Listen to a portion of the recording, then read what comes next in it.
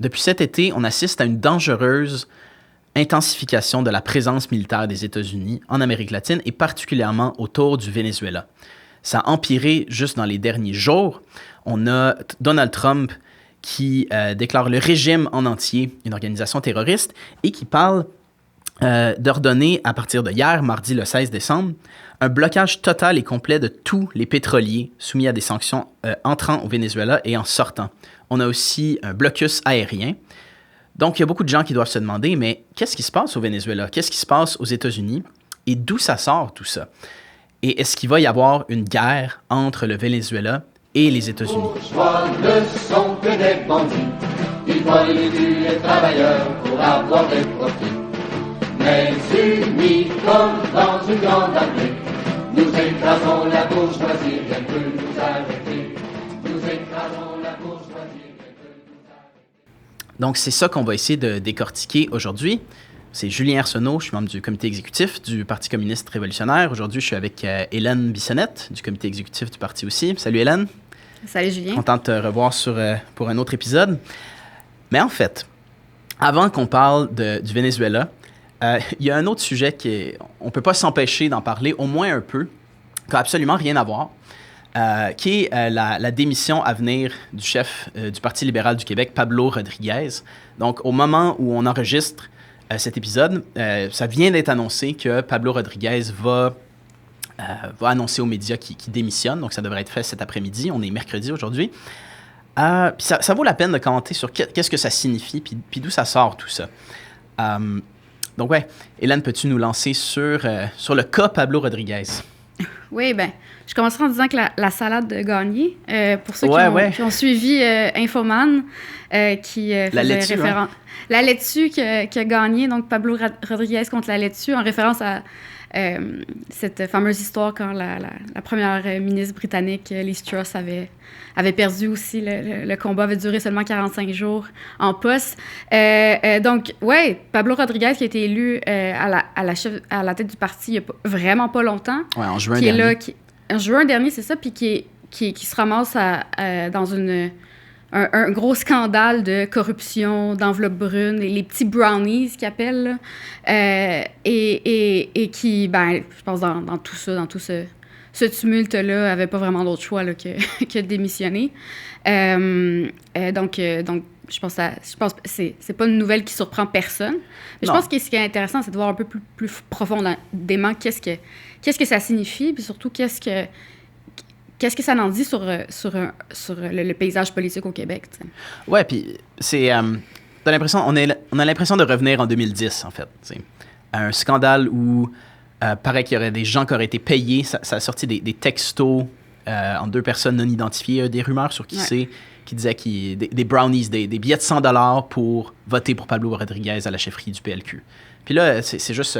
Il y a cette blague-là qui circule en ligne aussi, c'est le calendrier de l'Avent des scandales autour de Pablo Rodriguez. Maintenant, c'est des gens qui l'ont aidé à sa campagne, qui se sont fait donner 500$ cash à un party. Bref, les détails de l'histoire, ça nous renvoie à 2010, à l'époque où le Parti libéral était connu pour la corruption, les enveloppes brunes, la commission Charbonneau et tout ça. Puis il y a aussi beaucoup de mystères autour de tout ça et de trucs qui sont pas clairs parce que Marois Risky s'est fait suspendre, s'est fait expulser du caucus parce qu'elle a congédié une employée que Pablo Rodriguez connaissait. Pablo Rodriguez ne savait rien du conflit entre Marois Risky et Geneviève Hintz.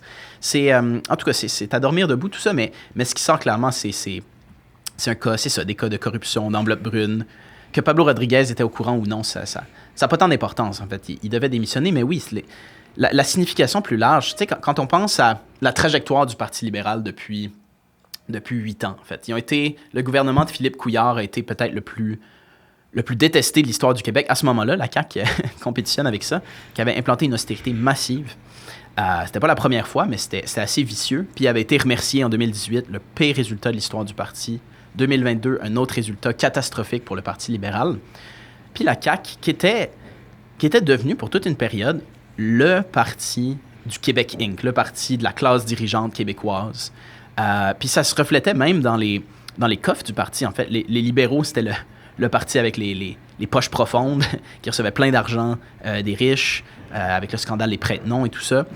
vers 2002-2023, le PLQ était devenu un des partis qui arrivait à récolter le moins d'argent. Fait que c'était clair que la classe dirigeante québécoise s'était trouvée un nouveau véhicule, en fait, avec la CAQ. Mais là, la CAQ s'effondre. C'est ça. Oui, t'allais rajouter quelque chose? La CAQ s'effondre, puis là, ce qu'on voit, c'est... Puis d'ailleurs, la CAQ, on en a déjà parlé, je pense, à ce podcast-ci, Coalition Avenir Québec. Donc, c'était aussi ça, c'était coalition de libéraux, péquistes, etc., qui a un peu coupé court au scénario classique qu'on avait entre les deux partis traditionnels, le PLQ et le PQ. Là, la CAQ s'effondre. On dirait qu'on revient vraiment à... Tu mentionnais 2010, tout ça. Je veux dire, moi, c'est ma jeunesse. J'ai l'impression de revenir avec un peu de nostalgie à cette époque-là. Mais ce qu'on voit, par exemple, c'est que en ce moment, le PQ est au top des sondages et le Parti libéral a de la misère un peu à aller à côté ça. Puis ce qui est intéressant de voir aussi, c'est cette espèce de dynamique là, de ces deux partis-là qui se sont alternés le pouvoir pendant très longtemps. Toute la saga autour de Pablo Rodriguez, tout ça, ce qu'on a vu dans les sondages, c'est que la chute du Parti libéral, les votes ou les intentions de vote se sont transférées au PQ. T'sais. Fait qu'on voit un peu vraiment cette dynamique-là. On revient à cette dynamique-là, mais en même temps, le Parti libéral, qui était historiquement un peu l'espèce de... le parti du patronat, je pense un peu de facto au Québec, a de la difficulté, je pense, à trouver un candidat et aussi une espèce de crédibilité ou retrouver son image un peu de parti crédible et tout ça au Parlement. Mais je pense qu'il y a aussi pendant les jours où la crise devenait de plus en plus forte, la pression sur Pablo Rodriguez, t'avais Carl Blackburn qui était le candidat défait à la course à la chefferie du PLQ. Carl Blackburn, qui est un ancien député, qui était au Conseil du patronat du Québec. Il y avait Charles Milliard aussi, qui était à la Fédération des chambres de commerce, je crois, qui avait été candidat, qui avait perdu aux mains de Pablo Rodriguez. Puis c'était tous unis derrière lui. Il faut s'unir derrière le chef. Il y avait ce discours-là. Puis je pense que ça reflète un peu la panique des milieux d'affaires qui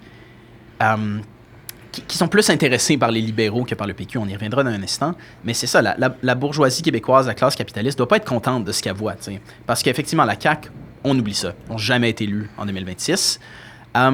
Puis je pense que, c'est ça, la classe capitaliste québécoise n'a jamais été très friande de débats référendaires, de souveraineté du Québec et tout ça. Fait qu'il semblait miser sur un retour du Parti libéral. Puis certains sondages, dans les derniers 6 mois, mettaient le PLQ pas si loin que ça du PQ. Fait que là, surtout autour, quand Pablo Rodriguez a été élu, il y a eu une espèce de petit, ouais, c'est ça. Une petite remontée. Là. Il y avait même un article qui disait est-ce que Pablo Rodriguez va être le Mark Carney du PLQ? Et pas vraiment. Mais ça reflète, je pense, c'est ça, la crise plus large de l'establishment québécois qui n'est pas capable d'avoir des politiciens qui ont du beau sang, en fait. François Legault et sa gang sont complètement discrédités. Puis Pablo Rodriguez, honnêtement, c'est un peu gênant. Tu le voyais, tout le monde en parle. Il n'a rien à dire. Il se faisait rire de lui par MC Gilles puis Guillaume Lepage. Ça n'a rien à voir avec un homme prestigieux de l'establishment québécois. Puis je pense que c'est ça que ça reflète, en fait, la difficulté de la classe capitaliste à trouver un véhicule qui lui sied. Puis le PQ, ben c'est sûr, son option référendaire, c'est pas ce qui plaît à la classe dirigeante. Mais là, force est d'admettre que c'est le scénario le plus probable que le PQ gagne les prochaines élections. Mais une chose qui est claire aussi, c'est que le PQ n'a pas l'intention de brasser la cage au niveau de l'économie, en fait. Ils vont se faire une voix raisonnable du Québec Inc., des entreprises québécoises. Ils vont essayer ils vont essayer de se courtiser mutuellement. Ils vont essayer de convaincre la classe dirigeante que l'indépendance, ça peut être positif, en fait. Donc c'est ça le scénario qui se dessine. Mais je pense que ça reflète, c'est ça, cette instabilité de la politique québécoise, puis la difficulté de la classe dirigeante à avoir le contrôle de la situation. Mais je pense qu'un autre aspect de la crise qui est intéressant, c'est que ça fait plusieurs semaines que ça dure. Puis Québec solidaire, on pourrait penser, l'effondrement du Parti libéral, le rejet du Parti libéral devrait profiter à QS. Tu sais, c'est même QS qui avait volé la circonscription de Dominique Anglade. en 2023, quand Guillaume Clich-Rivard avait gagné l'élection partielle. Donc, l'effondrement des libéraux, ça pourrait ouvrir la porte à QS. Mais c'est pas ça qu'on voit du tout. On en a parlé souvent sur ce podcast-ci. QS est pris dans sa propre crise, a à peu près rien à offrir, puis offre pas la seule option qui marcherait dans le paysage politique actuel, et la seule chose qui pourrait connecter avec les travailleurs qui peuvent voir au travers de ce que le PQ dit, mais qui n'ont pas de voix. QS ne s'adresse pas à ces gens-là. QS se présente comme une espèce de version supposément plus inclusive du Parti québécois. Puis ça, comme on en a déjà discuté, ça connecte avec à peu près personne. Mm-hmm. Il y avait un peu cette tendance à parler beaucoup de conjoncture ou de conjecture, je ne me souviens plus lequel des mots. Conjoncture politique qui est mauvaise pour QS, c'est quelque chose que j'ai entendu souvent dans le parti, mais tu regardes en ce moment, il n'y a pas de problème, là, les conditions sont là. Les deux principaux partis s'effondrent.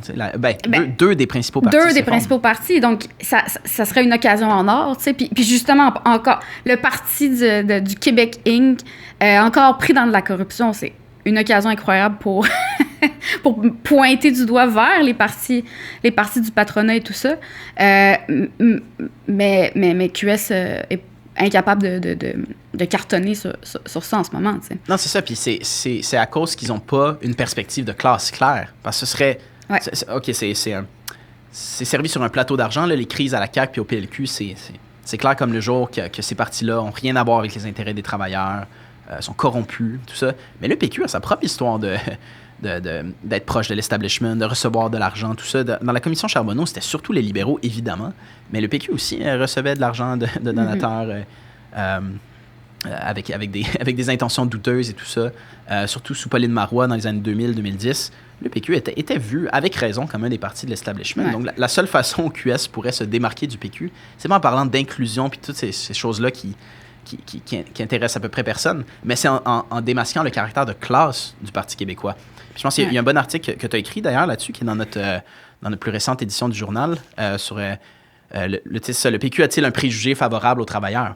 Puis qui détaille un peu le bilan du Parti québécois, mais aussi juste ce qu'ils ont dit dans les dernières semaines sur la grève à la STM, sur la FTQ, sur les syndicats.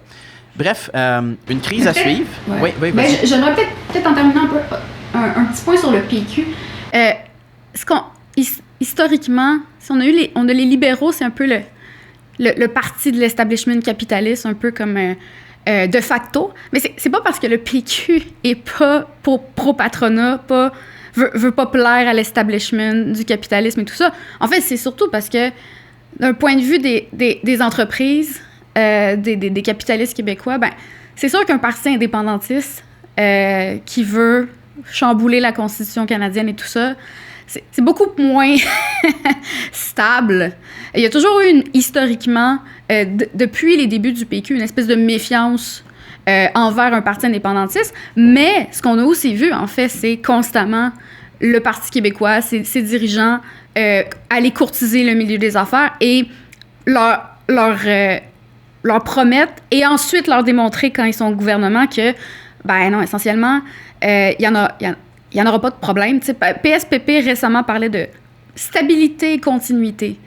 C'est ça qui, avec son fameux livre bleu là, pour un Québec indépendant du PQ, essentiellement, il parle beaucoup de rassurer les marchés boursiers et tout ça. Le Parti québécois a toujours eu cette relation où il essaie de prouver au grand capital qu'ils vont pas brasser les affaires trop, puis ils vont être essentiellement un bon parti pour le patronat. Mais la réticence est toujours là. Donc, je pense que c'est quand même important de dire c'est pas parce que le Parti québécois a un préjugé favorable envers les travailleurs. Je pense que ça, c'est clair, mais ne serait-ce que, évidemment, je pense pour les grands capitalistes, le Parti libéral est une figure beaucoup plus stable, mais en ce moment, ils ont de la difficulté, en fait, à trouver une candidature puis retrouver un peu l'espèce de aura qu'ils ont eu par le passé. Ouais, puis la dernière chose que je dirais là-dessus, c'est l'histoire récente nous a appris à pas faire trop de prédictions. Hein, Mark Carney est sorti un peu de nulle part. On ne sait jamais, un miracle est toujours possible au Parti libéral. Mais si la perspective se confirme que le PQ prend le pouvoir, on en parle dans ton article, on en a parlé ailleurs, c'est que le PQ... n'a pas promis grand-chose à la classe ouvrière, à part la question du référendum et tout ça. Il parle de faire des choix difficiles, Il parle pas de s'opposer de front à la loi 14 que la CAQ a adoptée contre les syndicats. Il parlait d'aider à briser la grève de la STM. On va avoir un gouvernement qui sera pas du côté des travailleurs après octobre 2026 ou avant si les élections viennent avant. Fait que c'est ça qu'attend la classe ouvrière, puis c'est à ça qu'il faut se préparer. Puis la classe ouvrière, en ce moment, au Québec, a pas vraiment de véhicule, a pas de voix. Puis c'est ça ce qui manque dans l'équation actuellement. Mais bref, c'est quelque chose qu'on va surveiller dans l'année qui vient. En 2026, ça promet d'être une année haute en couleurs en politique québécoise. Mais je pense que c'est le temps de revenir à notre sujet principal aujourd'hui, qui est le Venezuela. Donc, le Venezuela, qu'est-ce qui se passe? On en a parlé un peu tantôt, les annonces récentes de Trump. Donc, j'aimerais ça qu'on commence par peut-être une petite chronologie des faits depuis le mois d'août, en fait, parce que c'est depuis cet été que l'intensification de la présence militaire autour du Venezuela a commencé. Est-ce que, Hélène, tu peux nous donner les principaux faits? Parce qu'aussi, il y a un point à dire, c'est que c'est à peine couvert dans les médias québécois et canadiens. Puis c'est notre devoir, je pense, en tant que communiste, de soulever cet enjeu-là auprès de ceux qui nous écoutent. Donc oui, Hélène, quels sont les principaux faits? Oui, on va sûrement y revenir, mais c'est assez fascinant de voir que il y a quand même une situation, une intensification d'opérations. C'est le gouvernement américain, on mentionnait ça récemment, c'est l'opération Southern Spear qui appelle. Puis ça aurait commencé au mois d'août, en fait, puis notamment avec, il aurait déployé, je pense, au début du mois d'août, plus de 4000 soldats près du Venezuela, donc dans la région des Caraïbes, prétendument pour lutter contre les cartels de la drogue. Et ça, c'est ce que Trump martèle. Mobilisation d'avions de chasse. On a aussi, et surtout, un fait très important, c'est l'envoi du porte-avions USS Gerald Ford, qui est le plus gros porte-avions au monde. Et je faisais un peu des recherches. Il peut contenir plus de 70 avions. Donc là, ils ont stationné ça au large du Venezuela. Ça serait en ce moment, depuis le mois d'août, avec tout l'envoi qui a été fait de soldats, d'équipements et tout ça, il y aurait autour de 15 000 soldats stationnés dans la région des Caraïbes. Tout ça pourquoi, en fait? Trump parle de lutte aux narcotrafiquants, tout ça. Mais ce qu'on a vu, ce qu'ils ont fait, c'est surtout des attaques sur des petits bateaux, des très petits bateaux, puis notamment des bateaux qui, essentiellement, pourraient pas vraiment se rendre aux États-Unis. Non, faudrait qu'ils... Je pense que ça disait sur notre podcast international, quand le camarade expliquait, c'est faudrait qu'ils tankent, qu'ils mettent du gaz 20 fois dans le bateau pour se rendre aux États-Unis. C'est pas des bateaux à destination des États-Unis du tout. Oui, exact. Donc, la réalité, ce qu'on voit, c'est que tout le gros show de boucan autour de la question des narcotrafiquants, le cartel de la drogue, tout ça, c'est vraiment un gros prétexte qui colle pas avec la réalité. C'est une telle présence militaire pour attaquer des petits bateaux qui, de toute façon, iraient pas aux États-Unis. C'est assez fou. Jusqu'à présent, il y aurait autour d'une centaine de morts qui auraient été faits donc, dans les attaques américaines. Notamment, il y a une des attaques, je pense que c'est celle du 2 septembre, où là, ça l'a fait un peu les manchettes, où Trump et surtout Pete Hegseth, le secrétaire de la guerre maintenant, en fait, ce qu'on voit, c'est qu'il y a des vidéos qui montrent où est-ce que cette attaque-là, essentiellement, on aurait attaqué des civils et qu'on aurait ordonné de attaquer tous les survivants, puis essentiellement détruire complètement tout ce qui était là. Puis là, ça soulève la question de ça serait une attaque ça serait un crime de guerre. Il y a ces accusations-là. Je pense que Maduro a même fait porter plainte ou quelque chose comme ça. Il y a notamment ça, mais ça s'inscrit dans toute une série de mises en place et d'attaques essentiellement pour, je pense, intimider d'abord et avant tout le gouvernement, le régime de Maduro. Et là, on a vu, je pense que c'est le 11 décembre, qu'il y a un pétrolier complètement qui a été attaqué, puis simplement volé, en fait, par l'armée américaine. Il y a un thème pour ça, c'est de la piraterie. Oui, c'est les pirates des Caraïbes, essentiellement. Oui, c'est exactement ça, c'est les pirates des Caraïbes sans Johnny Depp. donc c'est ça qu'on voit. Il y a beaucoup d'autres faits qu'on pourrait dire autour de ça. Mais le point derrière ça, c'est toute toute cette question de la drogue et tout ça. Quand on regarde concrètement là, les faits, si on regarde par exemple la cocaïne, ne passe pas essentiellement par les Caraïbes. C'est plutôt l'inverse. En fait, passe par la voie du Sud, la voie du Pacifique. Puis je pense que c'est à peu près 8% de la cocaïne qui passe par la voie des Caraïbes. Donc, si Trump était sérieux sur cette question-là, c'est pas du côté du Venezuela qui attaquerait. Il parle beaucoup du fentanyl. C'est principalement, je pense, au Mexique que c'est produit, mais c'est pas le Mexique qui attaque. Je suis pas en train de dire qu'il devrait attaquer le Mexique, évidemment, mais ce qu'on voit, c'est que c'est un peu... C'est de la foutaise, tout ça. Ouais. Les faits collent pas. Parce que effectivement, d'amener le plus gros porte-avions de l'histoire humaine pour détruire des petits bateaux qui pourraient jamais se rendre aux États-Unis, ça fait aucun sens, en fait. Puis effectivement, tu l'as bien dit, la lutte contre la drogue, ça n'a rien à voir. Puis d'ailleurs, il y a une autre preuve de ça, c'est que Trump a récemment gracié Juan Orlando Hernandez, qui est l'ancien président du Honduras, qui est en prison pour trafic de drogue. Ça fait aucun sens. L'hypocrisie est juste tellement flagrante que ça n'a pas de bon sens. Donc, c'est la soi-disant lutte contre le trafic de la drogue. D'ailleurs, c'est un enjeu très sérieux aux États-Unis, là, c'est-à-dire les overdoses ont augmenté de manière fulgurante dans les dernières années aux États-Unis, au Canada aussi d'ailleurs. C'est effectivement un enjeu qui est vraiment... c'est un enjeu qui est grave, en fait, qui est sérieux pour la classe ouvrière en Amérique, mais Trump utilise ça de manière complètement cynique. Exactement. C'est ça qu'on voit. Mais donc, cette présence militaire énorme, ça n'a rien à voir avec des petits bateaux qui viennent du Venezuela. Ce qui se passe, c'est évident. C'est l'administration Trump veut renverser Nicolás Maduro, veut renverser le régime vénézuélien, puis la drogue, c'est le prétexte pour y arriver, en fait. Puis là, maintenant que Trump a annoncé que le régime vénézuélien est une organisation terroriste, ben, il décide de se donner le prétexte judiciaire, entre guillemets, le prétexte légal pour potentiellement bombarder le Venezuela, envahir. La forme que ça prendra, le temps le dira. Mais c'est ça qui se passe. Et c'est un objectif de longue date de l'impérialisme américain, de renverser Chavez et ensuite Nicolás Maduro. Mais peut-être un sujet dont il faudrait parler, c'est aussi toute l'hypocrisie qui entoure ça, puis le silence aussi qu'on voit au Canada notamment. Parce que, on a, il y a quelques semaines, on a eu l'annonce de la gagnante du prix Nobel de la paix, qui est Maria Corina Machado, qui est la principale opposante, la principale figure d'opposition au régime de Nicolás Maduro, qui a, gagné le prix Nobel de la paix. Puis c'est franchement incroyable, parce que qu'est-ce qu'elle dit? Essentiellement, Maria Corina Machado insiste depuis 20 ans que les États-Unis devraient envahir son pays et prendre toutes les ressources.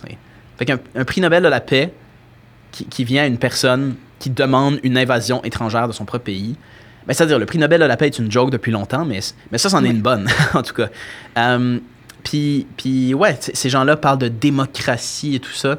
Puis en fait, je pense qu'on devrait écouter ce que Maria Corina Machado a à dire elle-même sur qu'est-ce qui se passerait si elle devenait la leader du Venezuela ou si sa gang prenait le pouvoir. Donc, on va écouter un extrait d'un discours qu'elle a donné récemment au America Business Forum. Donc, on va écouter ça. We will open Venezuela for foreign investment. I am talking about a $1.7 trillion opportunity. We will open all upstream, middle stream, downstream to all companies, but also in mining, in gold, in infrastructure, power, tourism. You know, Venezuela has 2,800 kilometers of pristine Caribbean coastline ready to be developed. So this is going to be huge. We will bring rule of law. We will open markets. We will have security for foreign investment and a transparent, massive privatization program that is waiting for you. This will mean we will stabilize the region and bring democracy. Donc voilà, ça c'est la voix de la démocratie qui parle, qui dit qu'elle va privatiser l'ensemble de l'économie, que les entreprises américaines vont faire fortune. Ça va débloquer des milliers de milliards de dollars. Donc, c'est ça qu'on a. Puis il parle de Maduro, le dictateur et tout ça. Puis on reviendra là-dessus. On n'a pas beaucoup de sympathie avec Maduro. Mais ces gens-là, c'est le comble de l'hypocrisie de critiquer Maduro. Ils ont aucun droit de critiquer le régime Maduro. Ils n'ont pas de leçon à donner à personne, en fait. Je pense que ce qu'on a vu, c'est le preview d'un film d'horreur. C'est comme ça que j'interprète cette vidéo. Mm-hmm. Qu'est-ce que ça signifie, tout ça, là? Essentiellement, on va donner pour des peanuts le pétrole puis le cheap labor vénézuélien. Là. Ça va être ça. Là. Si on renverse le régime de Maduro, si les États-Unis réussissent un coup, c'est ça que ça va donner. Faut pas se leurrer. On a vu cette cassette-là jouer à multiples reprises en Amérique latine. C'est ça qui s'en vient. Ouais, puis en fait, le Venezuela lui-même a une longue histoire, une histoire récente de tentatives de coup d'État menée par l'impérialisme américain. Mais oui, ce qui est assez spécial, c'est que le Canada a dit, ou les dirigeants canadiens disent à peu près rien sur ce qui se passe au Venezuela en ce moment. Donc, on a entre 80 et 100 morts, des morts, des gens tués en mer, des petits bateaux qui se font tirer dessus par les Américains. Pas un mot de Mark Carney ou Anita Anand. J'ai cherché, en fait. Moi aussi, j'ai cherché autant que j'ai pu. Tout ce que j'ai vu, c'est le Canada suit attentivement la situation. OK, super. Puis d'ailleurs, Anita Anand félicitait Maria Corina Machado pour son prix Nobel. Elle dit, je l'ai appelé, on s'est parlé de liberté, de droit de la personne, d'état de droit. Bullshit. Puis le Canada, d'ailleurs, dans la série de coups d'État au Venezuela, soutenait les coups, en fait, les coups d'État. Le plus récent en date, c'était le fameux coup d'État de Juan Guaido, mené où soudainement on s'était réveillé un matin, puis Juan Guaido était le président du Venezuela. Ça, c'était en 2019, si ma mémoire est bonne. Ouais. Puis immédiatement, tout l'establishment politique au Canada et au Québec aussi avait dit « Ah, nous reconnaissons Juan Guaido comme le président du Venezuela. » Donc, effectivement, le Canada n'est pas du tout l'ami des Vénézuéliens.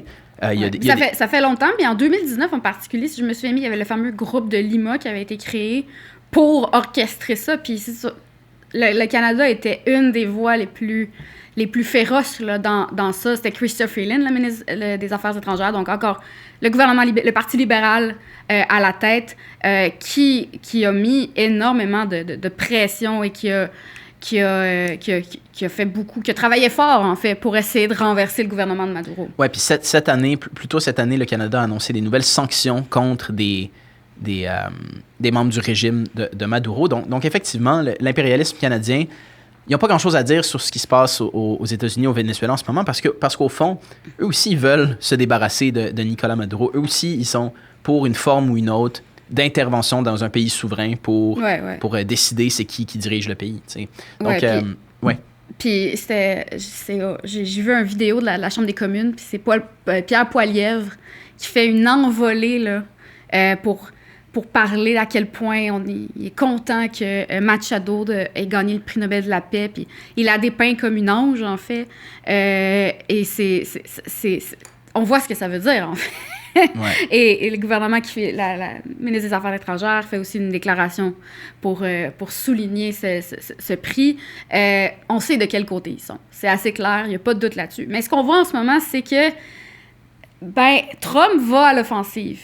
Et ils sont pas tout à fait d'accord. Puis pas juste le Canada, mais on a vu en Europe aussi. Ils savent pas trop sur quel pied danser, en fait, parce qu'ils veulent un coup d'État au Venezuela. Depuis très longtemps. Ils veulent un changement de régime. Ils veulent un changement de régime, mais de l'autre côté, une intervention militaire, c'est pas assuré du tout que ça va fonctionner. On pourra y revenir. Mais donc, ils savent pas sur quel pied danser. Puis aussi, c'est Trump. Puis il faut qu'ils se montent un peu fort par rapport à Trump. Il y a tout ça. Fait qu'en ce moment, c'est un peu ça. Mais ce qui est fou, c'est que le Canada a une opération de lutte anti-drogue dans les Caraïbes en partenariat avec les États-Unis. C'est le programme Caribé. Donc, en ce moment, ils devraient avoir quelque chose à dire. Ils sont en partenariat avec les États-Unis. Les États-Unis vont à l'offensive, puis là, soudainement, ils n'ont rien à dire. Fait qu'on voit vraiment qu'ils savent pas sur quel pied danser. Mais je pense que à mesure que la situation s'intensifie, si les États-Unis attaquent pour vrai, peu importe ce qui va se passer, éventuellement, ils n'auront pas le choix de parler, en fait. Puis je pense qu'on sait très bien... on sait très bien... sur quel côté, en fait, ils vont se ranger. Ouais, il y a tout un art que la classe dominante a développé qui est de dire des belles choses, des beaux mots, le langage, la diplomatie, tout ça.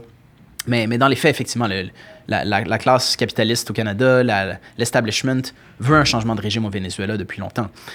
Mais parlons de Trump, parce que on pourrait, à première vue, penser que en fait, Trump s'était présenté comme le candidat anti-guerre contre Joe Biden. Genocide Joe, Joe Biden qui avait sanctionné le génocide à Gaza, la guerre en Ukraine. Trump avait promis de mettre fin à la guerre en Ukraine au premier jour de sa présidence. Il n'a pas réussi, ça c'est un autre sujet. D'arrêter le génocide à Gaza. Je pense que ça pète, tiens pas la route. Il n'a pas dit d'arrêter le génocide non, à Gaza. Non, d'arrêter la guerre, oui, c'est ça. Oui, effectivement. Donc, il se présentait comme le candidat de la paix. Puis il se présente encore comme ça aujourd'hui. Et pourtant, là, il semble qu'il est sur le point de lancer une nouvelle guerre. Donc, d'où ça sort tout ça du point de vue de Donald Trump et de l'administration Trump? Oui, je pense que c'est à la fois... ça a l'air contradictoire, mais en même temps, c'est tout à fait cohérent, en fait, avec sa nouvelle politique. Il y a différents aspects, je pense, qu'on peut mentionner. D'abord, un point important, on parle du Venezuela, c'est le pétrole. le Venezuela, c'est la plus grande réserve de pétrole prouvée au monde, donc du pétrole qu'on sait qui est là. C'est un aspect qui est quand même important pour l'impérialisme américain. Et on est dans un contexte où le gouvernement Trump est beaucoup plus faible que quand il a été élu et quand il a pris le pouvoir au début de l'année. Il y a différents trucs qui expliquent ça. On a le fait que, justement, qu'il n'a pas réussi à mettre fin au conflit en Ukraine. Il n'a pas mis fin à l'inflation, il n'a pas mis fin en fait, il n'a pas changé le sort de la classe ouvrière aux États-Unis. Il avait énormément promis à sa base de travailleurs. C'est Père Noël. Là, c'est ça. C'est ça, on va vous amener plein de cadeaux. Il n'a rien donné, oui. Absolument rien. Fait que sa base de soutien, il y a... c'est frites. T'as toute la saga Epstein aussi qui a écabloussé le gouvernement. T'as aussi, d'un autre côté, toutes ces politiques sur l'immigration qu'il a commencé à mettre en place. Ce qu'on voit, c'est que la droite latino-américaine, les gusanos, les expatriés cubains, la droite cubaine, la droite vénézuélienne, la droite nicaraguayenne, tout ça, eux, ça fait pas leur affaire, en fait, ces politiques-là. Fait que là, il perd de la pluie, il essaie de faire quelque chose pour montrer qu'il est tough, montrer qu'il est fort. Et aussi, les républicains ont une très faible majorité au Congrès. Donc, Trump est aussi en train de se compromettre, faire des compromis avec une certaine aile du Parti républicain qui... eux sont... t'as des candidats comme Marco Rubio qui est vraiment... c'est Ils sont obsédés par Cuba et le Venezuela, ouais. Exactement. Donc, puis aussi, il y a ceux qu'on appelle les fameux crazy Cubans, les Cubains fous. Ça, c'est un groupe de 3 membres de la Chambre des représentants qui sont justement... et qui s'appellent eux-mêmes fièrement les 3 crazy Cubans, qui sont justement... qui veulent rien moins que le renversement du régime, entre guillemets, communiste à Cuba, le renversement du régime au Venezuela. Machado parle comme ça aussi, de mettre fin au communisme en Amérique latine. Ces gens-là sont juste complètement obsédés par cette question-là. Ouais. Et c'est surtout en Floride, qui est un État quand même important pour le Congrès et tout ça. Donc là, Trump se ramasse dans une position où il n'y a pas vraiment le choix, en fait, d'aller gagner leur vote à eux. Et donc, tout ce contexte-là, la faiblesse de Trump, il veut avoir l'air tough, ça l'amène à faire tout ce qu'on a décrit depuis le début. Donc, ça, je pense que c'est un aspect qui explique la politique plus belliqueuse de Trump. Ouais. Peut-être un truc que j'ajouterais, c'est ça, c'est les aspects... C'est un peu plus, je dirais, superficiel au sens où c'est ce qui apparaît au premier regard. T'sais. C'est immédiat. On pourrait dire les causes immédiates. Oui, puis on voit l'impérialisme tout nu, là. C'est-à-dire, quand Machado parle de on va débloquer 1700 milliards de dollars d'opportunités d'investissement au Venezuela. Tu as dit, venez-vous-en les Américains, venez faire plein de cash sur le dos de nos travailleurs puis de nos ressources. T'sais. Puis il y a une des 3 Crazy Cubans, son nom m'échappe. Ah oui, Maria Elvira Salazar qui disait la même chose. Elle dit, companies are going to have a field day. Ça va être le bar open pour faire plein de cash. T'sais. Fait que eux, c'est l'aile la plus ouverte sur une des questions principales ici, c'est faire du cash. Mais c'est pas juste ça. Puis c'est peut-être même pas principalement ça, au sens où, d'ailleurs, le New York Times avait révélé que Maduro était prêt à faire des concessions aux entreprises américaines. Il y avait eu des négociations. Mike Grenell de l'administration Trump qui discutait avec le régime vénézuélien. Ils avaient négocié d'offrir les ressources naturelles aux entreprises américaines, de leur offrir des contrats préférentiels, puis même de couper ou de réduire les liens avec l'Iran, la Chine et la Russie. Donc, il y avait des négos et Maduro était prêt à faire des concessions pour éviter un conflit. Donc, puis ça, c'est un truc, le régime de Maduro, contrairement à tout ce qu'on entend des fois, ça n'a rien à voir avec le socialisme, rien à voir avec le communisme. C'est un gouvernement bourgeois. On y reviendra plus tard, qui a détruit les acquis du mouvement révolutionnaire au Venezuela et qui était prêt à négocier avec Trump, avec son administration. Donc, c'est pas... oui, le pétrole, c'est un enjeu, mais c'est pas ce qui explique fondamentalement cette montée, cette intensification de la présence militaire et la menace d'intervention militaire. Mais donc, qu'est-ce qui l'explique fondamentalement, en fait? Veux-tu nous lancer là-dessus? Oui, ben, je pense... ce qu'on voit depuis janvier, en fait, c'est que Trump parle... ces menaces envers le Canada, envers le Groenland et tout ça, le Mexique, tout ça, ça s'inscrit dans la même perspective, où est-ce qu'on voit l'impérialisme américain qui fait ce qu'on dirait, on appellerait un retranchement. On veut mettre fin aux guerres perpétuelles, aux guerres éternelles, à l'autre bout du monde, mais on voit que Trump, sa vision, c'est assez clair. On veut se recentrer sur notre hémisphère, comme ils disent, puis s'affirmer clairement, mettre son pied à terre, mettre le drapeau américain clairement dans tous les pays qui l'entourent, en particulier l'Amérique latine. J'ai eu la chance, si on veut, de mettre la main sur la stratégie de sécurité nationale du gouvernement de Trump qui est sorti en novembre, il y a quelques semaines. Et c'est écrit noir sur blanc, en fait. Il dit exactement ce qu'ils vont faire, notamment pour ce qui est de l'Amérique. Il parle de... J'ai une citation ici là, que j'ai traduite. Il dit « Nous voulons un hémisphère qui reste exempt d'incursions étrangères hostiles ou de contrôle étranger d'actifs clés et qui soutient les chaînes d'approvisionnement critiques. Et nous voulons assurer notre accès continu à un emplacement stratégique clé. » Et ensuite, il parle d'avoir le corollaire Trump à la doctrine Monroe. Et ça, c'est quelque chose dont il parle de plus en plus. Il y en a qui appellent ça la doctrine Monroe. Puis c'était quoi la doctrine Monroe? C'était l'Amérique aux Américains. C'était une façon très subtile de dire, essentiellement, l'Amérique, surtout l'Amérique latine, c'est la cour arrière des États-Unis. Aucune autre puissance devrait venir et on va tout faire pour s'assurer que les États-Unis, que l'impérialisme américain ait le contrôle de l'Amérique. C'est ce qu'on voit en ce moment. C'est la poursuite de ça, d'une autre manière. Absolument. Puis ça, c'est très important à comprendre parce que depuis... Puis ça, c'est écrit dans... J'ai lu aussi en partie la politique de stratégie nationale dévoilée par l'administration Trump il y a quelques semaines. Puis c'est vraiment un document fascinant parce qu'ils disent... Il y a des choses qui sont complètement farfelues là-dedans, mais il y a des choses qui sont vraies. C'est-à-dire, ils disent que depuis la guerre froide, la fin de la guerre froide, depuis l'effondrement de l'URSS essentiellement, les États-Unis se présentaient et se voyaient comme la seule puissance mondiale, qui avait intérêt à jouer la police partout dans le monde, à intervenir partout, soi-disant pour la défense de la démocratie et tout ça.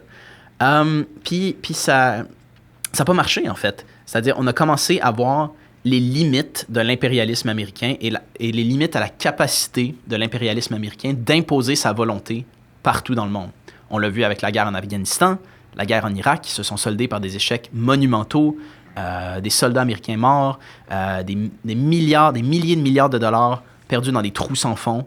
L'Irak a été complètement détruite. Ça a renforcé, d'ailleurs, l'Iran, un des ennemis des États-Unis au Moyen-Orient.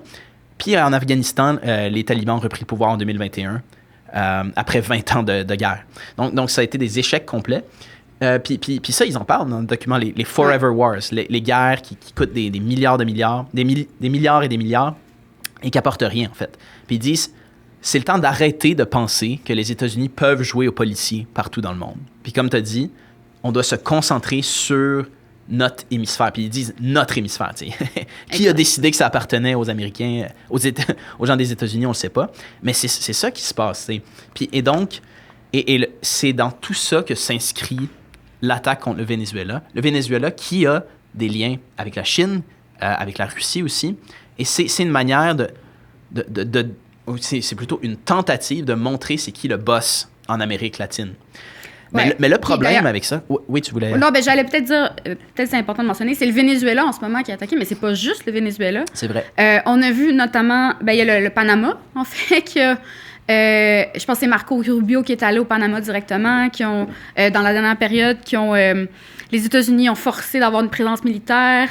Essentiellement, ils veulent rompre les ponts forcer de rompre les ponts avec la Chine. Il y a le canal de Panama qui est là. Oui, puis ils ont forcé le Panama à se sortir de l'initiative de la route de la soie, qui est une nouvelle initiative commerciale de la Chine, d'étendre ses chaînes d'approvisionnement, comment on dit, des liens commerciaux avec différents pays. Puis il y avait 2 ports à l'entrée et à la sortie du canal de Panama qui devaient être vendus à une compagnie de Hong Kong, je crois. Puis là, en ce moment, je pense que c'est encore en ligne. C'est pas réglé, c'est pas clair, mais Rubio voulait empêcher le Panama de faire ça, en fait. Ouais. Puis ça, on peut pas expliquer ça autrement que le fait que les États-Unis, en fait, voient l'arrivée de la Chine et veulent mettre fin à ça. On a aussi le Brésil. Je pense que c'est au mois d'août, je me souviens plus trop, mais en tout cas, il y a quelques mois, où on a imposé des tarifs de 50% envers le Brésil. Le prétexte qu'a donné Trump, c'est relié à Bolsonaro, son emprisonnement et tout ça. Mais dans les faits, ce qu'on voit, c'est parce que le Brésil c'est le BRICS, le B du BRICS, qui se rapproche de la Chine et il essaie de mettre pression avec ça. On a aussi vu... il y a aussi toute la saga avec la Colombie, le président Petro, qui est une voix assez féroce notamment contre le génocide à Gaza, qui a fait des déclarations contre les États-Unis, tout ça. Et là, je pense qu'il y a des sanctions qui ont été imposées sur la Colombie, sur Petro lui-même. Ouais, Trump laisse quasiment entendre c'est toi le prochain, après le Venezuela. Ouais, exactement. Puis il y a aussi le cas de l'Argentine aussi, où le gouvernement au pouvoir, c'est un gouvernement, c'est ça, à l'image de Trump, un peu Milei, une espèce de fou, une espèce de clown libertarien qui a imposé une austérité massive et qui a reçu un plan de sauvetage, un sauvetage de 20 milliards de dollars de la part des États-Unis, où le but avoué, c'est de dire, on vous subventionne, puis vous devez couper vos liens avec la Chine. Le but, c'est de sortir la Chine de l'Argentine. Oui, puis je pense que c'est un peu... vous devez voter pour Milei aux prochaines élections. Oui, aussi, sinon, pour garder l'argent. Puis c'est exactement ce qui s'est passé. Fait qu'on voit ces interventions-là, et là, on rajoute le Venezuela. Ça fait partie d'un ensemble de mesures. Tout ça dans le document de sécurité nationale, il parle des compétiteurs non hémisphériques. C'est un autre mot pour parler essentiellement de la Chine, qui, aujourd'hui, est devenu le premier partenaire économique de l'Amérique latine, si on exclut le Mexique, évidemment. J'ai trouvé les chiffres pour donner un peu... Les chiffres sont hallucinants, en fait. C'est hallucinant. Le commerce de la Chine avec l'Amérique latine est passé de 12 milliards de dollars en 2000 à plus de 500 milliards de dollars en 2024. Et les prédictions sont à l'effet que ça passerait à 700 milliards de dollars d'ici 2035. C'est incroyable là, ce qui s'est passé. Donc, c'est le principal partenaire économique. Il y a, je pense, c'est 20 pays d'Amérique qui font partie de la nouvelle route de la soie du gouvernement chinois. Donc, c'est ça le portrait qu'on a en ce moment. Les États-Unis veulent tout faire pour, tout faire, du moins faire ce qu'ils peuvent pour essayer de mettre fin à l'influence de la Chine puis au partenariat économique. Mais effectivement, mais je pense que les chiffres que tu as montrés montrent que je vois pas comment les États-Unis pourraient inverser 25 ans de relations commerciales grandissantes entre l'Amérique latine et la Chine. 500 milliards, c'est pas des peanuts, en fait. Puis les tarifs de 50% contre le Brésil est en mesure de résister un peu parce qu'ils ont la Chine qui sont derrière eux. T'sais. Donc, le résultat du conflit au Venezuela, c'est imprévisible. Mais le point fondamental à comprendre ici, c'est que ça s'inscrit effectivement dans un nouvel, appelons-le comme ça, un nouveau désordre mondial qui voit le jour, où il y a la montée fulgurante de la Chine comme puissance capitaliste, comme puissance aussi impérialiste, qui projette son influence économique, son pouvoir économique, qui fait des prêts à des gouvernements, qui va chercher les ressources en Afrique, en Amérique latine.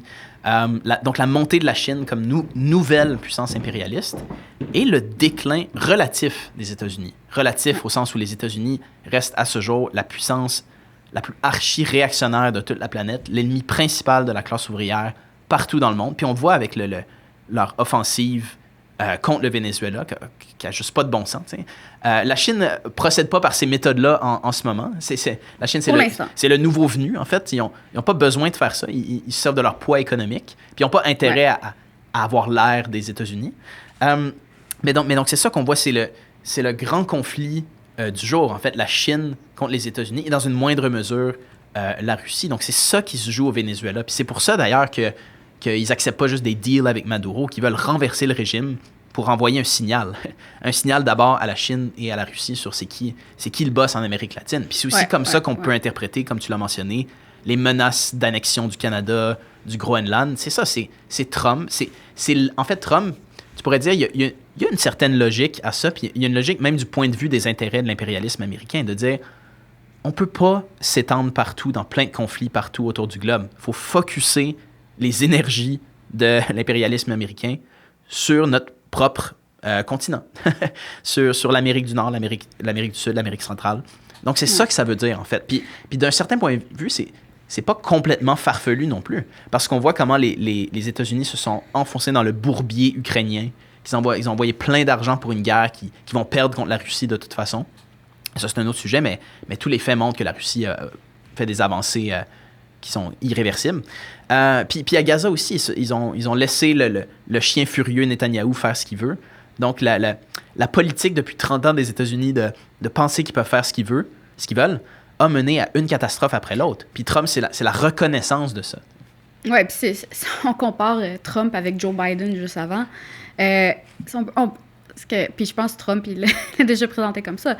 Biden était complètement dans le déni. Là, on continuait la même politique où le gouvernement américain peut juste arriver puis s'imposer dans le monde puis faire la loi et l'ordre partout, alors que c'est plus du tout le cas. Puis la guerre en Ukraine, c'est l'exemple le plus évident. Puis Trump de ce point de vue-là est beaucoup plus lucide sur, regardez qu'est-ce qui se passe. Là. Notre gros ennemi, c'est pas la Russie, puis on va pas gagner là, mais il faut se retrancher pour mieux lutter contre la Chine. Notamment la Chine qui vient s'installer dans notre cour arrière, ou ce qui était historiquement notre cour arrière du point de vue de l'impérialisme américain. Fait que Trump a une lucidité dans tout ça. C'est pour ça que beaucoup du document, c'est des choses que les marxistes ont déjà expliquées dans nos perspectives. J'avais l'impression de lire des choses qu'on avait déjà dit, combinées avec plusieurs couches de trucs complètement loufoques. Mais peut-être un point, je mentionnais Joe Biden, c'est quand même important de mentionner que là, ce que Trump fait, et là, on va sûrement avoir une pluie de discours hypocrites, c'est pas en rupture du tout avec la politique des gouvernements américains, la politique des démocrates en ce qui a trait au Venezuela puis à l'Amérique latine. C'était plus tôt cette année, juste avant qu'il quitte, Joe Biden qui avait mis la tête de Maduro à prix pour 25 millions de dollars. C'est toute la même perspective. C'est juste la façon de le présenter, le caractère belliqueux qui est moins présent, mais c'est les mêmes politiques. Il n'y a absolument pas de rupture fondamentale à ce niveau-là. Oui, il y a 2 ou 3 choses que je voudrais dire sur ce que tu viens de dire. Des fois, on dit que les marxistes et et les capitalistes en arrivent aux mêmes conclusions d'un point de vue de classe différent. Puis effectivement, j'encourage nos auditeurs, les gens qui nous regardent, à aller lire les articles que l'ICR ont publiés sur la montée de Donald Trump, la signification de Trump. On explique depuis 1 an que c'est ça que ça signifie, la montée de Trump, qu'une aile de la classe dirigeante reconnaît la colère de la classe ouvrière, qui sont tannés des guerres éternelles, qui sont tannés des États-Unis qui pensent qu'ils peuvent faire la loi et l'ordre partout dans le monde. Trump, c'était un peu la reconnaissance de ça, puis l'idée de connecter avec cette humeur-là de la classe ouvrière qui est fâchée contre l'establishment. Mais puis la reconnaissance aussi que l'impérialisme américain peut plus faire ça, en fait. Puis, et cette idée, donc, de focusser sur les Amériques. Puis ça, c'est quelque chose que nous, on explique depuis le début. Puis là, Trump le dit ouvertement dans sa stratégie de sécurité nationale et agit ouvertement dans ce sens-là. Mais ce que ça veut dire aussi, c'est que, OK, tu disais Trump est lucide. Effectivement, il y a une certaine lucidité de reconnaître les limites de l'impérialisme américain. Mais c'est quand même fou de penser que les gens vont avaler qu'il est le président de la paix alors qu'il s'apprête à bombarder le Venezuela. Tu sais, ça n'a pas de bon sens. Non, Trump n'a rien à voir avec la paix, avec les intérêts de la classe ouvrière aux États-Unis ou ailleurs. Ça, c'est complètement faux. Mais tu as fait un dernier point qui est important, c'est les démocrates n'auront aucun droit de dénoncer Donald Trump là-dessus, parce les démocrates ont agi de la même façon. C'est Obama qui a bombardé la Syrie, c'est Bill Clinton qui a bombardé la Serbie. Les démocrates ont du sang sur les mains à travers toute leur histoire, eux aussi. Peut-être ben, là, on est je pense que la question qu'on peut se poser, c'est on s'en va où avec ça? C'est qu'est-ce qui s'en vient? Là, on a parlé beaucoup du contexte. Là, Trump, hier soir, fait une grosse déclaration sur Truth Social. Le régime vénézuélien est déclaré organisation terroriste. Puis là, il explique essentiellement qu'ils les ont encerclés. Puis on peut imaginer que la situation idéale pour le gouvernement de Trump, ça serait que Maduro capitule. Ouais, qu'il accepte de quitter. Qu'il accepte. Ou sinon, de l'autre côté, ils ont mis la tête de Maduro est apprise, tout ça. Je pense qu'il essaie de faire pression aussi. Il aimerait peut-être ça que de l'intérieur du régime, en fait, des gens fassent tomber le régime de Maduro. Est-ce que ça va arriver? Ben, c'est pas la première fois qu'il essaie de faire ça. Donc là, je pense pas que c'est une situation sur laquelle ils peuvent vraiment compter. Il y a la possibilité qu'ils fassent une intervention militaire. Mais là, c'est pas... ils ont amené le porte-avions Gerald Ford, ils ont amené tout ça. Mais renverser un gouvernement, faire un coup, puis installer un nouveau régime, c'est pas aussi simple là, que Trump pourrait le penser ou voudrait le penser. Non, absolument. Puis, donc, il y a une énorme tradition anti-impérialiste au Venezuela. C'est-à-dire, c'est une nation, c'est un peuple, des travailleurs, des paysans, qui ont rejeté des dizaines de tentatives de l'impérialisme de prendre le contrôle de leur pays. Donc ça, c'est une humeur qui existe. Puis ça sera pas si facile, comme tu dis, Hélène, d'envahir le Venezuela, de bombarder, puis d'avoir les résultats escomptés, en fait. Donc ça, c'est quelque chose à garder en tête. Puis une invasion du Venezuela ou un bombardement, ça pourrait avoir des répercussions jusqu'aux États-Unis aussi, où en ce moment, l'opinion publique n'est pas du tout favorable à une attaque contre le Venezuela. Puis ça pourrait, d'un, ça expose Trump, le soi-disant président de la paix, et ça pourrait amener des manifs, des mobilisations aux États-Unis même ou ailleurs en Amérique latine. Donc, par inadvertance, Trump pourrait déclencher un mouvement révolutionnaire même. Je vois que c'est plus de 70% de la population américaine qui est contre une invasion du Venezuela. Avec toute la propagande anti-Venezuela qui circule depuis longtemps, c'est quand même assez important. Ça en dit long sur l'humeur anti-guerre en général aux États-Unis. Exactement. Puis là, on parle pas de toute l'Amérique latine aussi.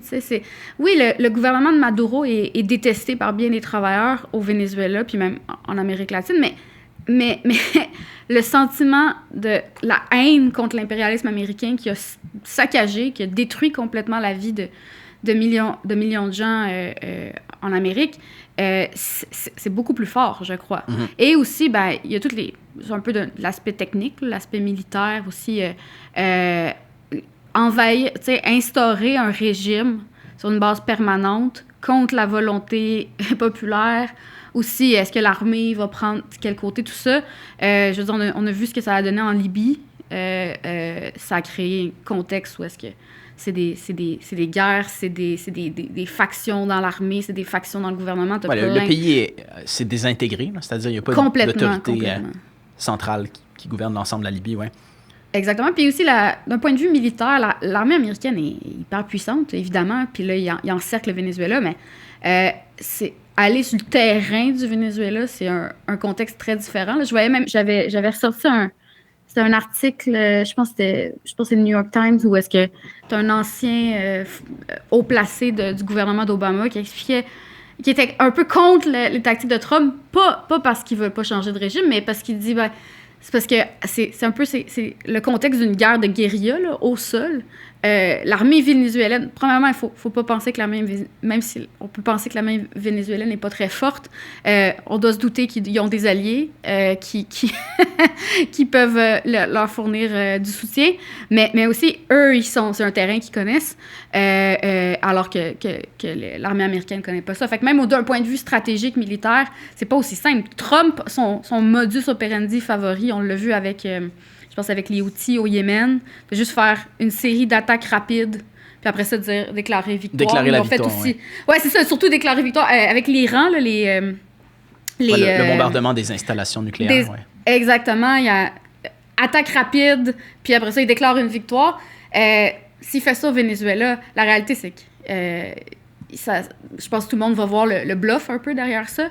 Fait que peu importe ce que Trump veut, ça se peut qu'il soit quand même obligé, s'il s'enligne dans une intervention militaire, il soit forcé d'entrer dans un conflit prolongé et avec toutes les répercussions que ça peut avoir et aussi le potentiel, en fait, d'éveiller un mouvement de masse aux États-Unis et en Amérique. Donc, ça ne sera pas une opération si simple, mais je pense que dans tous les cas, le point, c'est...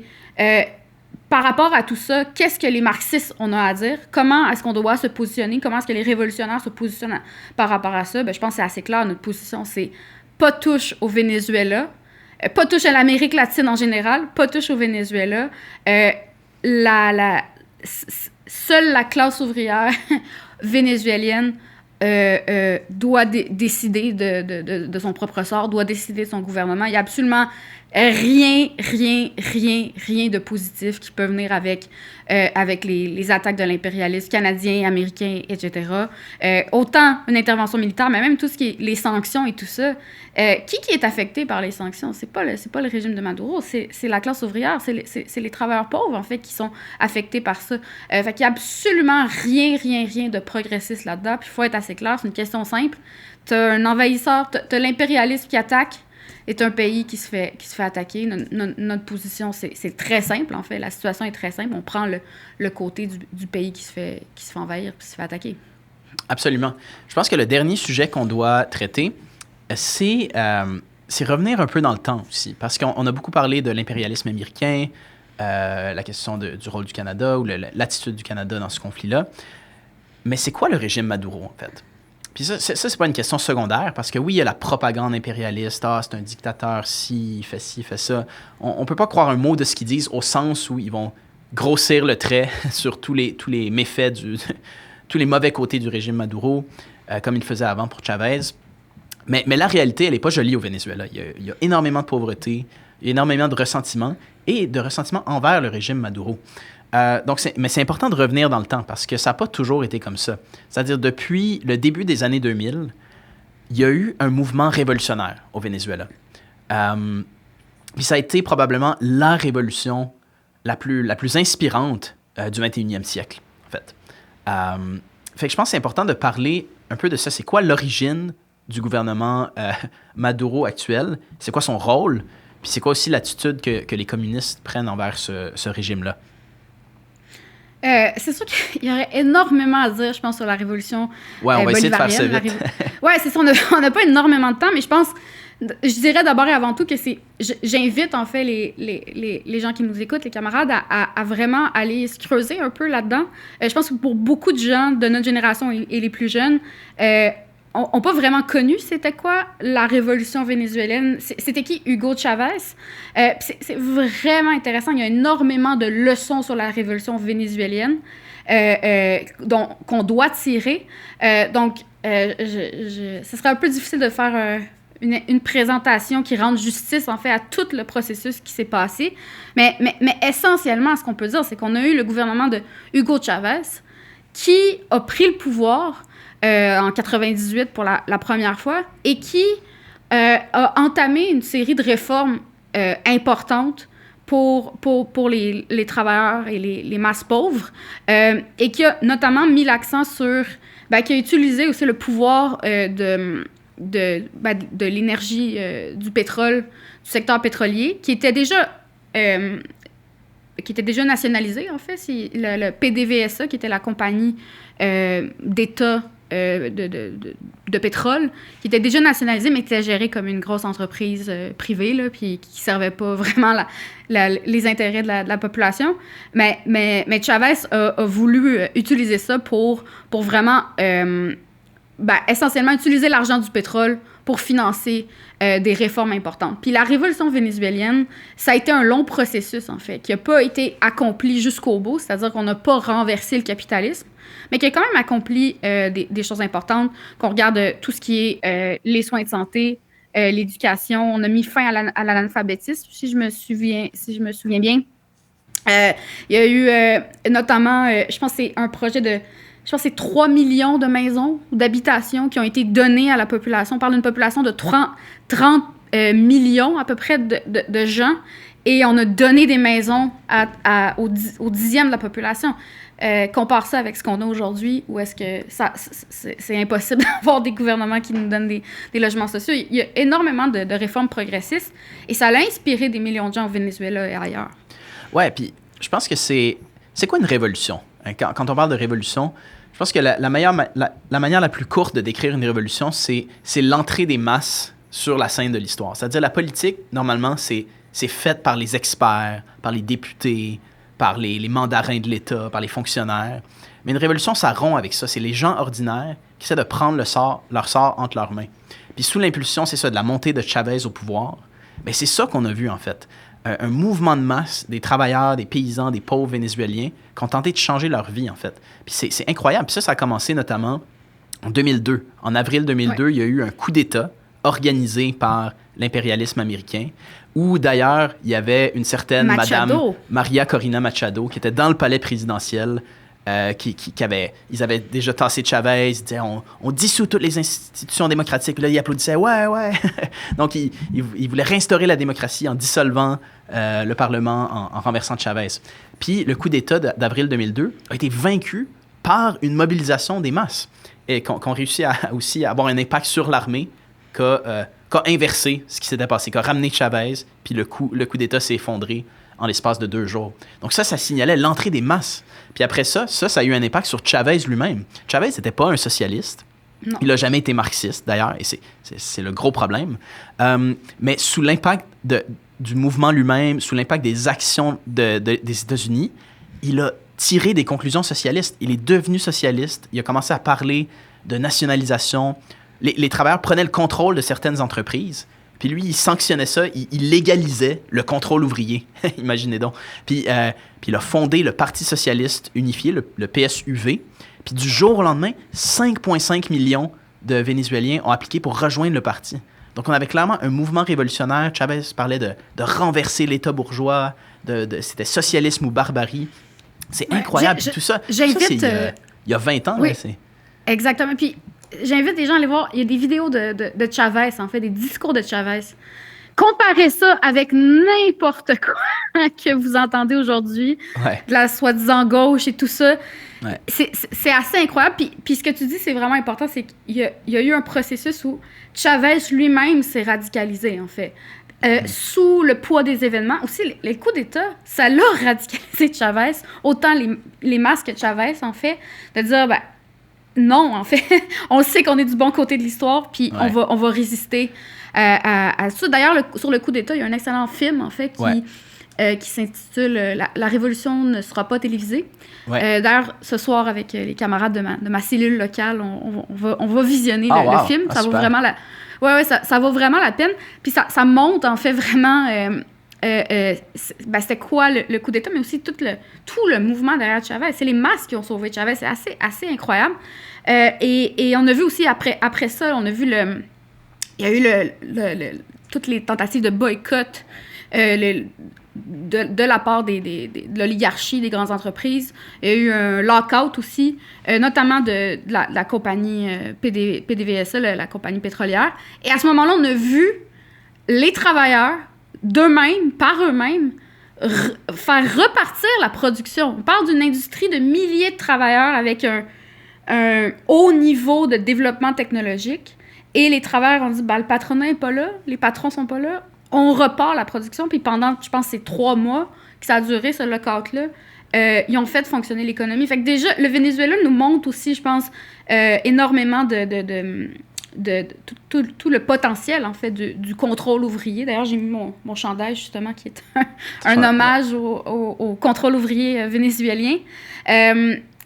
Donc, ça, c'est quelque chose qu'on voit aussi, le pouvoir des masses. Ça, c'est vraiment quelque chose qu'on peut retenir de la révolution vénézuélienne. Oui, puis je pense que c'est peut-être difficile à imaginer pour certaines personnes aujourd'hui qui n'ont pas connu le point culminant de la révolution vénézuélienne. Je ne l'ai pas connu non plus, d'ailleurs, mais je me rappelle que un de mes premiers événements auxquels j'avais assisté de cette organisation-ci, du PCR, de l'ancêtre du PCR, c'était à la mort de Chavez en 2013. Je n'étais pas encore membre du parti, de l'organisation, mais on avait organisé un événement pour souligner la révolution vénézuélienne, l'héritage de Chavez et tout ça. Puis ça m'avait beaucoup marqué. C'était une salle pleine à l'UQAM, beaucoup de Vénézuéliens, mais pas juste des Vénézuéliens, des gens qui voulaient parler de la révolution. Tu sais, c'était un peu comme aujourd'hui la Palestine, c'est l'enjeu international principal aux yeux des jeunes, des travailleurs, des gens qui sont mobilisés, qui veulent changer le monde. C'était le Venezuela dans les années 2000. C'était le truc qui se passait. Puis moi, je me souviens de cet événement, puis c'est le moment où je peux réaliser. Je pensais que je comprenais théoriquement un peu c'était qui Chavez, c'est gens qui expliquent. Mais c'est d'entendre des témoignages aussi de gens qui expliquent qu'est-ce que ça a apporté à leur famille, en fait. Toutes les mesures du régime, puis l'inspiration que ça les a apportées, puis ça venait vraiment, vraiment du cœur, en fait. On dit souvent que t'as des gens qui... les travailleurs, la politique, ça les intéresse pas. Ça dépend quelle politique, en fait, parce que ce qu'on voit, c'est que quand on a un gouvernement qui fait des mesures dans l'intérêt des travailleurs, les travailleurs s'intéressent énormément à la politique et ont été redevables aussi envers Chavez. Ouais. Mais rapidement, juste pour dire qu'est-ce qui est arrivé après, la révolution n'a pas renversé le capitalisme. Puis c'est l'erreur fondamentale de Chavez lui-même, ultimement, qui a fait des compromis avec la classe capitaliste, qui sabotait l'économie, qui faisait tout pour nuire à Chavez, pour le renverser par tous les moyens possibles. Fait que ce qu'on a eu, c'est une révolution faite à moitié, en fait. Les masses étaient impliquées, contrôle ouvrier, des nationalisations, des réformes progressistes. Il y avait quelque chose comme... Il donnait des opérations cataractes à tous ceux qui avaient perdu, des gens qui pouvaient voir à nouveau des opérations gratuites, toutes sortes de concessions réelles, plutôt des gains réels pour les pauvres. Mais la révolution s'est arrêtée à mi-chemin. Puis en 2014, il y a eu un effondrement des prix du pétrole et ça a été le début de la fin, en fait. Puis à ce moment-là, Chavez était mort en 2013, Maduro a pris le dessus et Maduro, essentiellement, a mené, on pourrait dire, une contre-révolution sous couvert de défendre la révolution bolivarienne, de continuer ce que Hugo Chavez a commencé. Maduro a privatisé ce qui avait été nationalisé, a redonné la terre aux propriétaires fonciers qui avaient été donnés aux paysans, puis a bâti un régime qui est effectivement qui est liberticide, mais pas envers la droite seulement, envers la gauche. Il a attaqué le Parti communiste vénézuélien. Ils ont fondé un faux parti communiste pour nuire au vrai Parti communiste, en fait. Puis les militants... C'est scandaleux, là. C'est fou. Puis c'était pas le cas du tout dans les années 2000. Chavez soutenait, puis appuyait, puis légalisait les initiatives de la classe ouvrière. Maduro les écrase. Donc Maduro, c'est un régime, on pourrait dire une espèce de... C'est ça, une dictature qui défend la bourgeoisie, ultimement, qui défend l'État, le capitalisme au Venezuela. Mais qui garde le nom, puis l'aura, puis toute l'aura de la révolution, puis du travail de Chavez. Puis dans un sens, c'est quasiment le pire des deux mondes, parce que ça discrédite le, entre guillemets, socialisme, t'sais. Alors que ça n'a rien à voir. Mais c'est ça l'impact que ça a. Puis tu sais, Maduro, même aujourd'hui ou hier, a fait une déclaration qui dénonçait l'impérialisme et le fascisme qui attaque le Venezuela, tu sais, puis les mots sonnent creux quand tu sais que c'est Maduro qui attaque la gauche, qui attaque les travailleurs, qui a réprimé des militants chavistes de longue date. Donc, le régime de Maduro, nous, la position de notre international, on ne soutient pas du tout le régime de Maduro qui n'a plus rien à voir avec l'héritage de la révolution bolivarienne, puis qui a pratiquement éliminé tous les gains de la révolution, en fait. Puis il y avait eu une inflation, une hyperinflation juste inimaginable au milieu des années 2010, qui a détruit les conditions de vie de la classe ouvrière. Puis ça, c'est un autre élément de l'équation. Il y a beaucoup de gens qui se retournent contre Maduro, en fait, de la gauche. Mais la gauche, en ce moment, est orpheline, n'a pas de parti, n'a pas d'organisation. Puis il y a peut-être des illusions dans Machado, c'est difficile à dire, mais que ce soit Maduro ou Machado, ça va être pire avec Machado, avec un régime soutenu directement par l'impérialisme américain. Mais dans les deux cas, la classe ouvrière a été complètement dévastée par la destruction des acquis de la révolution bolivarienne. Ouais. J'aimerais peut-être revenir un peu sur pourquoi ça on peut voir, tu as eu une espèce de phase ascendante, en fait. Et jusqu'à la fin, je pense, pas très longtemps avant qu'il meure, Chavez, il explique, je pense qu'il commençait à voir vraiment plus, en fait, que, on n'avait pas fini le travail. Qu'il fallait aller plus loin, il fallait pleinement nationaliser l'économie, exproprier pleinement les capitalistes et aussi transformer l'État. On a un État bourgeois qui fonctionne dans les intérêts du patronat en dernière analyse, puis tu as Chavez au top. Ça fonctionne pas. Ça n'allait pas marcher, oui. Il y a un discours où est-ce qu'en particulier, il explique ça. Il explique où est-ce qu'on est rendu. Il y a des gens qui parlent qu'on est dans le socialisme. On n'est pas encore rendu là. Puis on voit qu'il s'est quand même beaucoup conscientisé. D'ailleurs, Chavez avait lu... il a lu Bolchevism, Raison en révolte, des livres de notre international. Il avait entretenu une relation avec Alan Woods, qui est le principal théoricien de l'ICR. Et pourquoi je mentionne ça? Alan Woods avait, je pense, une bonne façon de présenter c'est quoi le régime au Venezuela. C'était un peu le pire des deux mondes, dans la mesure où on avait un capitalisme où on voulait empêcher les capitalistes de fonctionner comme ils devraient, mais de l'autre côté, on n'avait pas pleinement le socialisme, en fait. Les travailleurs n'avaient pas le contrôle pleinement.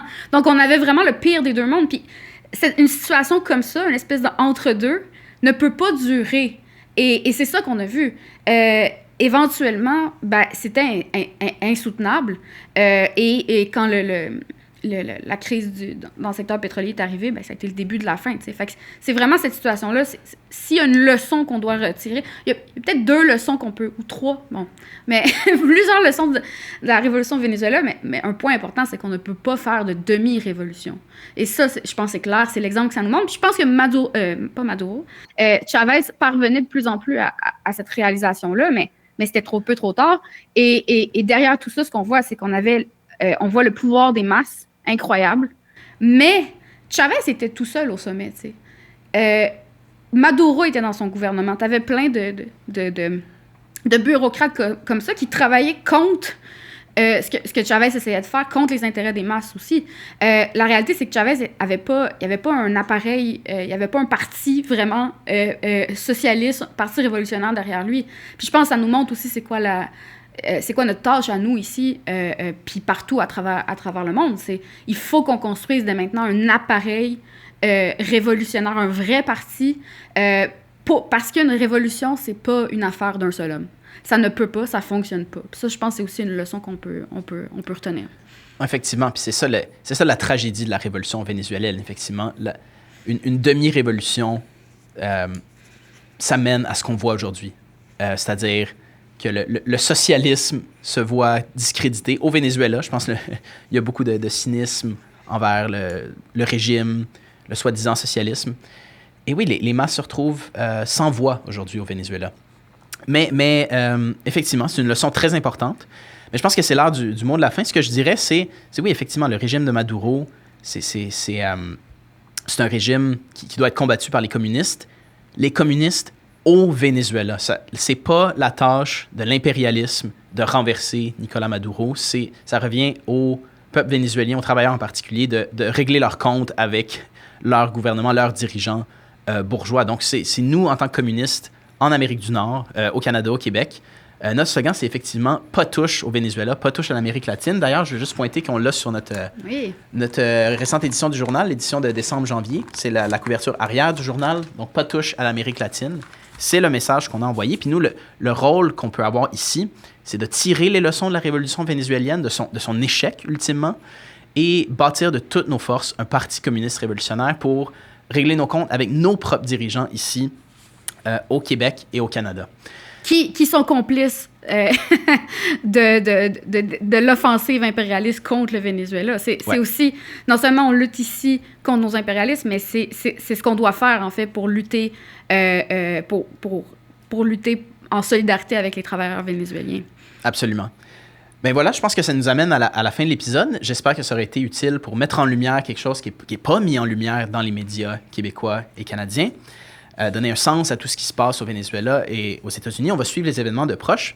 Mais peut-être une petite annonce en terminant, c'est qu'on a l'École marxiste d'hiver de Montréal qui s'en vient à la mi-février, du 13 au 15 février, qui est une série de 11 présentations sur le thème « Réforme ou révolution », qui est un thème très à propos. Et il y a d'ailleurs une des présentations de l'école qui est sur Hugo Chavez et la révolution vénézuélienne. Donc, vous ne voulez pas manquer ça. Si le petit aperçu qu'on a donné vous intéresse, vous intrigue, il y a une des présentations de l'école qui va porter sur ça. On a déjà presque 300 inscrits, je pense, Hélène. Oui, sûrement qu'en ce moment, pendant qu'on enregistre le podcast, je pense qu'on est rendu à 300. C'est 100 de plus que l'année passée à pareille date. Moi, j'ai jamais vu ça. Excellent. Je pense que ça montre, en fait, l'école marxiste, c'est devenu un événement d'envergure. C'est la 16e édition, 16e année qu'on organise ça. Puis je pense que les dernières éditions nous ont montré aussi la soif pour les idées. Absolument. Puis j'invite vraiment, je prends le temps d'inviter tous les gens qui écoutent, qui sont intéressés par les idées, qui veulent en apprendre sur le Venezuela, mais sur la théorie marxiste en général. Vous ne voulez pas manquer ça. Puis aussi, vous aurez l'occasion de discuter avec des militants révolutionnaires de partout au pays, des États-Unis et d'ailleurs. Oui, absolument. Donc, allez sur marxiste.qc.ca. C'est sur la page d'accueil, il y a un bandeau École marxiste. Vous pouvez vous inscrire là. Puis la deuxième annonce, donc c'est le dernier épisode du podcast pour l'année 2025. Donc, comme vous avez pu le voir, on essaie de faire plus souvent des épisodes sur l'actualité, surtout québécoise et canadienne, mais aussi la politique mondiale, comme on a discuté aujourd'hui avec le Venezuela. Mais dans la prochaine année, le podcast communiste révolutionnaire va se refaire une beauté, en fait. On va relancer le podcast en janvier avec un nouveau nom. Donc, c'est un appel à vous, nos auditeurs, ceux qui nous regardent. Si vous avez des suggestions de noms, si vous avez des idées sur comment vous pensez que le podcast communiste au Québec devrait s'appeler, écrivez-nous, écrivez-le en commentaire de cet épisode-ci. Vous pouvez nous envoyer un courriel à pcr@commercialmarxiste.qc.ca sur vos idées. Donc, on cherche, avec le Parti communiste révolutionnaire en général, à être la voix marxiste des travailleurs et des jeunes au Québec et au Canada. Je pense que il y a une longue histoire dans le mouvement marxiste mondial, une histoire qui a été perdue largement. En fait, on a eu le boom d'après-guerre, qui a renforcé les illusions dans le réformisme, les illusions dans la possibilité du capitalisme d'amener des gains aux travailleurs, aux travailleuses. Tout ça est en train de s'effondrer. On a les jeunes d'aujourd'hui, les jeunes de 18, de 20, de 30 ans, qui ont connu seulement la crise du système, puis qui cherchent des idées. Puis nous, c'est ça qu'on essaie de donner au Parti communiste révolutionnaire, des idées, un programme qui peut mener la classe ouvrière à renverser le capitalisme, puis à bâtir une nouvelle société. Puis on veut que notre podcast soit la voix de ces travailleurs-là, des jeunes, des travailleurs qui cherchent une explication et une solution à la crise du système. Donc, on veut un nom qui reflète ça, qui reflète notre tentative de donner un point de vue de classe, le point de vue de la classe ouvrière à travers notre podcast. Donc, si vous avez des idées de nom, si vous avez des idées, n'hésitez pas. Il n'y a rien qui est hors limite. On va considérer toutes les options qu'on a. Et on se revoit en janvier avec une nouvelle version du podcast communiste révolutionnaire.